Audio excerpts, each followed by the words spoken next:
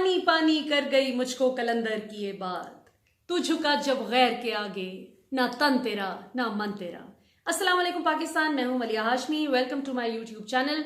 सबसे पहले तो आप सबका बहुत बहुत शुक्रिया जिन्होंने मुझे सब्सक्राइब किया है, जो रोज़ाना मुझे ज्वाइन भी करते हैं और अपने वैल्यूएबल कमेंट्स भी देते हैं। मैं आप लोगों के कमेंट्स पढ़ती ज़रूर हूँ, उसका अक्सर औकात जवाब नहीं दे पाती। उसकी वजह ये होती है कि मैं अगले कंटेंट की तैयारी में और कामों में इतनी मसरूफ़ होती हूँ कि मैं एक एक जो अपने बहन भाई को जवाब नहीं दे पाती। लेकिन मैंने सोचा कि आज गुफ्तगू का सिलसिला शुरू करने से पहले सबसे पहले मैं आप लोगों का शुक्रिया अदा करूँ और आपको बताऊँ कि आपकी सपोर्ट मेरे लिए कितना मानी रखती है। ख़ास तौर पे अभी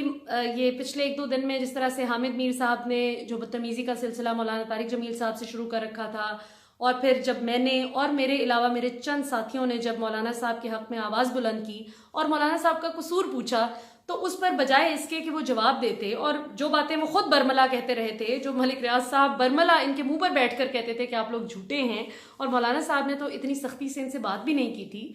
तो इस पर बजाय इसके कि वो जवाब देते, उन्होंने ट्विटर पर मुझे भी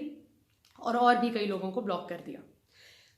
आज नाज़रीन हम गुफ्तगू का सिलसिला शुरू करते हैं सबसे पहले इम्पॉर्टेंट इशू से, जो कि है कादियानी इशू। हमें आपने भी सुना होगा, देखा होगा, डिजिटल मीडिया पर पिछले 4-5 दिन से बहुत एक बहस चल रही है कि जी इमरान खान साहब की वफाकी काबीना ने कादियानियों के हवाले से फैसला कर लिया है कि उनको कौमी अक़लियती कमीशन का हिस्सा बना दिया जाएगा। अब ये इसमें कोई शक नहीं है कि 2 हफ्ते पहले ये वफाकी काबीना में गया तो है इशू कादियानियों के हवाले से, लेकिन अभी तक इस पर फैसला नहीं आया। ये मैं बता दूं, अभी तक कोई फैसला नहीं हुआ। अब अलबत्ता वज़ीर आज़म पाकिस्तान इमरान खान साहब इस मामले में बिल्कुल क्लियर हैं कि जो शख्स ख़त्म नबूवत पर यकीन नहीं रखता और जो शख्स नबी सल्लल्लाहु अलैहि वसल्लम को आखिरी नबी आखिरी रसूल नहीं मानता, और नबी सल्लल्लाहु अलैहि वसल्लम के बाद भी नाउज़ुबिल्लाह जिसके दिमाग में ये बात है कि कोई और भी रसूल हैं, वो चाहे मिर्ज़ा ग़ुलाम अहमद हों या कोई भी हों, तो वो फिर कुछ भी हो सकता है, वो मुसलमान नहीं हो सकता।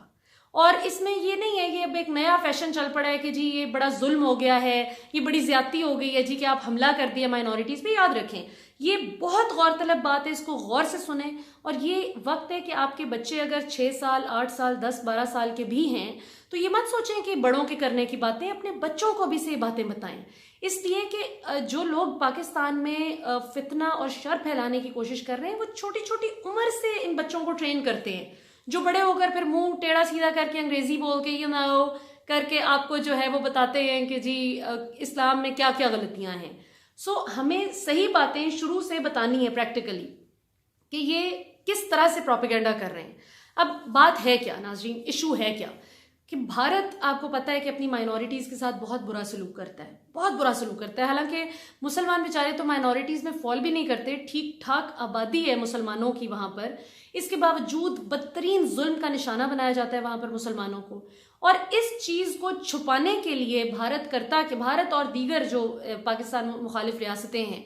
वो कोशिश करते हैं कि पिच किए जाएँ, फंड किए जाएँ ऐसे लोग पाकिस्तान के अंदर, जो कि वो कहते हैं ना कि जरा सी सुई चुभ जाए तो कहेंगे कि छुरी मार गए। तो इस तरह की हरकतें करके लाइमलाइट में इन चीज़ों को लाया जा सके ताकि पाकिस्तान को भी लोग उसी तरह देखना शुरू कर दें जिस तरह भारत को देखते हैं। हालांकि सबको पता है कि किस तरह से माशाल्लाह पुराने पुराने मंदिर, पुराने पुराने गिरजे, पुराने पुराने ये जो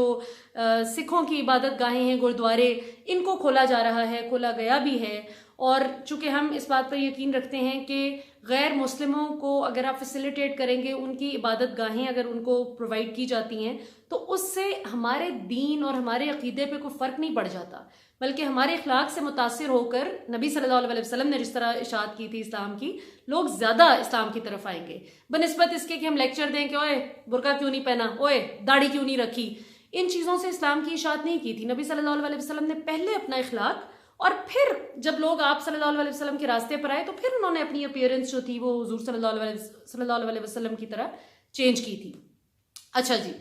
तो ये तो क्लियर हो गया नाज़रीन कि ऐसी कोई बात नहीं है, ये बिल्कुल गलत वो है। और मिनिस्ट्री ऑफ रिलीजियस अफेयर्स इस पर जो है वो ठीक ठाक अपनी वजाहत भी दे चुकी है कि अभी वफाकी काबीना ने इस हवाले से फैसला करना है और फिर जो फैसला होगा सामने आएगा। लेकिन इमरान खान साहब इस पर क्लियर कट अपना मौक़िफ़ दे चुके हैं कि जो शख्स नबी सल्लल्लाहु अलैहि वसल्लम को आखिरी नबी नहीं मानता वो दायरा इस्लाम में नहीं शामिल, और मैं कोई भी ऐसा फैसला या कोई भी ऐसी मूव नहीं करूंगा कि जिससे मेरे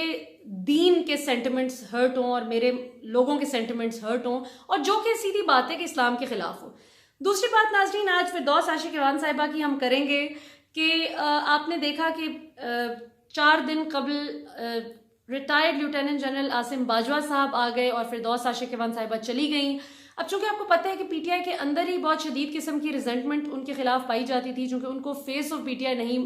कभी भी समझा गया, थी भी नहीं। जो उनका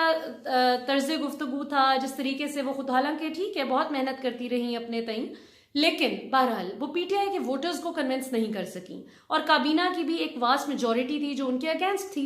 लेकिन इंटरेस्टिंगली इनफ पहले जो अपोजिशन जमातें हर वक्त मजाक उड़ाती थी और फप्तियां कसती थी पीटीआई पर कि देखो जी ये फिरदौस आशिक ईवान आपको रिप्रेजेंट कर रही है, और ये पुराने पाकिस्तान की जो है ये आ गई है आपकी स्पोक्स पर्सन बनकर। अब वही अपोजिशन जमातें नाजरीन इस वक्त सबसे ज्यादा फिरदौस आशिक ईवान साहिबा की हमदर्द बन गई हैं, और आजम खान साहब और शहजाद अकबर साहब के हवाले से जो बताया जा रहा है कि उन्होंने इस्तीफा उनका मांगा था कि आप खुद ही रिजाइन कर दीजिए, और जो एक आर्टिकल भी आया जिस पर सारी बात हुई, तो जिस पर ऑब्वियसली उनकी फिर थोड़ी तल्ख कलामी वगैरह भी हुई। उन्होंने कहा मैं क्यों करूं आपके कहने पर रिजाइन, और फिर बिलाखिर उनको करना ही पड़ा चूंकि उनके खिलाफ अब एक माहौल बन भी चुका था। अब ये नहीं है कि कोई ज्यादती हो गई है, मैं पॉइंट ये इस्टेब्लिश करना चाह रही हूँ कि देखें वो कभी भी, यानी करप्शन के इल्जाम तो अब जब इंक्वायरी होगी तो पता चलेगा कि किस हद तक दुरुस्त है या नहीं है, लेकिन ऐसा नहीं है कि वो काम से ही कन्विंस कर पा रही थी। मतलब आसिम बाजवा साहब के आने से जो सबसे बड़ा फायदा होने वाला है इस पीटीआई की हुकूमत को इंशाल्लाह, जो कि लग रहा है इंशाल्लाह,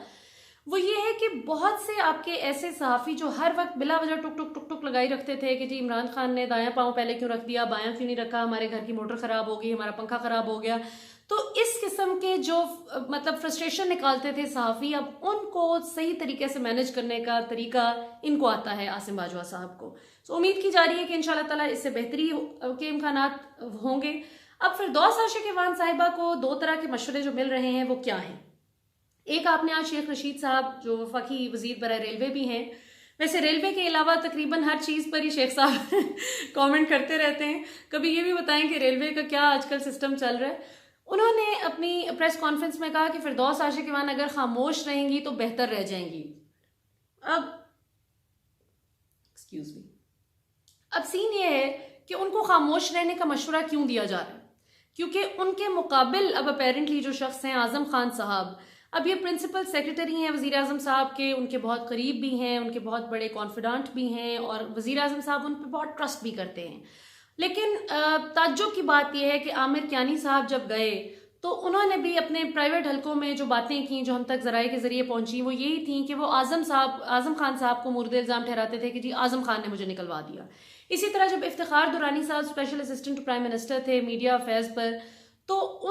उन्होंने भी जाने के फौरन बाद जो अपने करीबी हलकों में बात की वो यही की कि आज़म खान जो है ना, इन्होंने कॉन्स्पिरेसी करके मुझे निकलवा दिया। इसी तरह अब जहांगीर तरीन साहब का भी जो सारा मसला हुआ,